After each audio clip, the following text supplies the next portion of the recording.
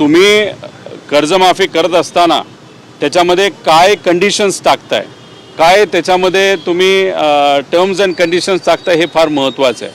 ठीक आहे, तुम्ही जाहीर केली पण ती करत असताना त्याच्यामध्ये फार अटीतटी येतील असं लोकांचं त्याच्यामध्ये मत आहे. आणि मग एवढ्या अटीतटी त्याच्यामध्ये येणार असतील तर मग अनेक शेतकऱ्यांना याचा फायदा मिळू शकत नाही.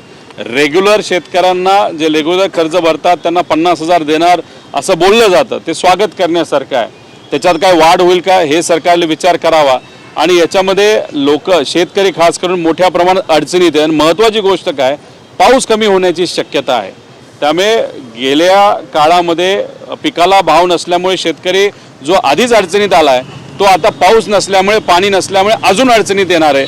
त्यामुळे कर्जमाफी देत असताना मोठी कर्जमाफी होणं ती जास्त अपेक्षित आहे. पण जूनपर्यंत आम्ही थांबू. जून महिन्यामध्ये जर ही कर्जमाफी आली नाही तर अर्ध सेशन झालेलं असेल. जुलैमध्ये मात्र आम्ही सरकारला त्या ठिकाणी सोडणार नाही.